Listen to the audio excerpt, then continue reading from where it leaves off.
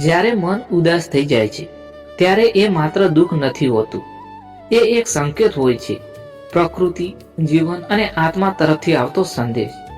શ્રી કૃષ્ણ કહે છે, મારા બાળક, ત્યાંથી સાંભળ. જ્યારે તને કંઈ કરવાનું મન નથી થતું, જ્યારે ઊંઘ આવે પણ આરામ નથી મળતો, જ્યારે તું લોકો વચ્ચે હોવા છતાં અંદરથી એકલો અનુભવે છે, જ્યારે પ્રયત્ન કરે છે છતાં પરિણામ શૂન્ય લાગે છે, જ્યારે લાગે છે કે જીવન તારા વિરુદ્ધ જ ચાલે છે, ત્યારે તું નિષ્ફળ નથી થયો, તું થાકી ગયો છે.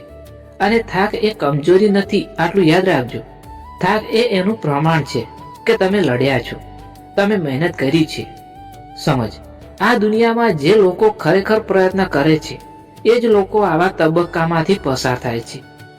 જે ક્યારેય કશું કરવા નીકળ્યા જ નથી, એ લોકોને ઉદાસી એટલે શું એની જ ખબર નથી. તારું મન જે અત્યારે બોજ અનુભવે છે એ બોજ જીવનનો નથી, એ બોજ અપેક્ષાઓનો છે. લોકોની અપેક્ષાઓનો, સમાજની અપેક્ષા, પરિણામની અપેક્ષા અને સૌથી ભારે પોતાની જાતથી રાખેલી અપેક્ષા.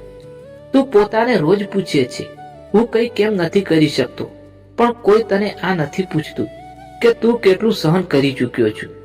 બાળક, દરેક માણસને જીવનમાં એક એવો સમય આવે છે જ્યારે ભગવાન પણ મૌન લાગે છે. પ્રાર્થના કરીએ તો પણ જવાબ નથી મળતો, આંસુ વહે તો પણ રાહત નથી મળતી. પણ યાદ રાખજો, ભગવાન મૌન ત્યારે જ હોય છે જ્યારે તે અંદરથી તમને મજબૂત બનાવી રહ્યા હોય છે. જ્યારે લોહાર લોખંડને કઢતો હોય છે ત્યારે લોખંડ ચીસ નથી પાડતું, પણ એની અંદરથી એ મજબૂત બનતું જાય છે. આજે જે અંધકાર તું જોઈ રહ્યો છે એ તારો અંત નથી, એ તારો આંતરિક પરિવર્તનનો સમય છે. જીવન તને તોડવા નથી આવ્યું, જીવન તને પુનઃ બનાવવાની પ્રક્રિયામાં છે. તું કહે છે, કોઈ રસ્તો દેખાતો નથી. હા, કારણ કે રસ્તો બહાર નથી, રસ્તો અંદરથી શરૂ થાય છે. જ્યાં સુધી તું બહાર જવાબ શોધીશ ત્યાં સુધી તને ખાલીપણું જ મળશે.